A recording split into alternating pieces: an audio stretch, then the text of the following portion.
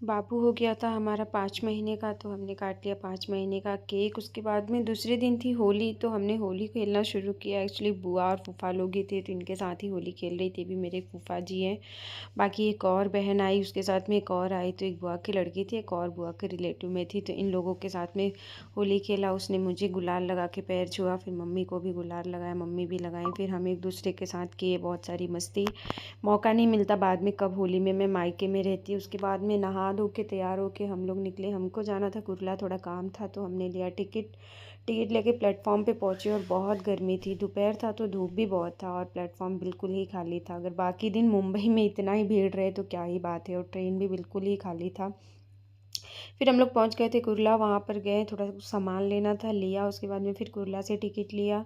और ये स्टेशन से तो भाई पुराना रिश्ता है, बहुत साल इस स्टेशन पे आना जाना होता रहता था। उसके बाद में फिर हम पहुँचे घाटकोपर, वहाँ से कुछ ऐसे एक दो कपड़े लेने थे, शॉपिंग किया। फिर ये आ गए थे, अपने एक दोस्त के साथ में आए थे, तो मैं गई वहाँ पे मिली। फिर उनके दोस्त चले गए और फिर हम लोगों ने खाया पापड़। उसके बाद में इनको खाना था, इनको नहीं, हम दोनों को ही खाना था डोसा, तो हम लोगों ने डोसा खाया। मुंबई में ये डोसे का टेस्ट भाई बहुत ही अलग है, बेंगलोर में तो ऐसा मिलता नहीं है। उसके बाद में फिर आ गई थी भाभी और किरण।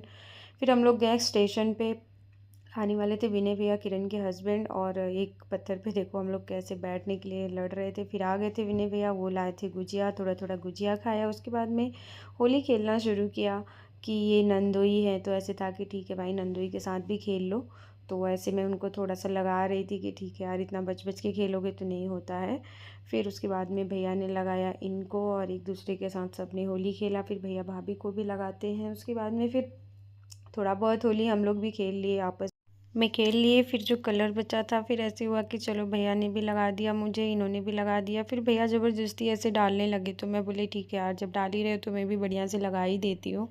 तो फिर मैंने गुलाल का पूरा थैली उनके कपड़े के अंदर खोल दिया कि मैंने बोला ठीक है, जब सलर लोग के साथ में खेल ही रहे हो तो अच्छे से खेल लो। फिर भाभी भी थोड़ा खुल के उनको लगा दी कि ठीक है, डांट खाऊंगी तो मैं ही खाऊंगी। फिर इनको भी मैंने लगाया। उसके बाद में मिली किरण, किरण को भी बढ़िया से मैंने लगा दिया कलर। भाभी दोनों देवरानी जेठानी मिलके, फिर किरण भी देखो कैसे मुंह से गाल लगा के कलर लगा रही थी। फिर इन लोगों की मस्ती शुरू हो गई, भाई पकड़ के एक दूसरे को ऐसे मार पीट के जैसे होली लगा रहे हैं। फिर ये मेरे गाल का कलर निकाल रहे थे, तो मैं इनको पूछ रही थी भाई आप निकाल रहे हो कि और फैला रहे हो उसको। उसके बाद में फिर हम लोग आए वापस, मुझे जाना था, कुछ काम था, एक साड़ी लेना था किरण के लिए, तो जल्दी जल्दी करके हम लोग आए। और आके फिर वही शॉप पे गए जहाँ से मम्मी पापा लोग हमेशा साड़ियाँ लेते हैं, पर वो हो गई थी बंद।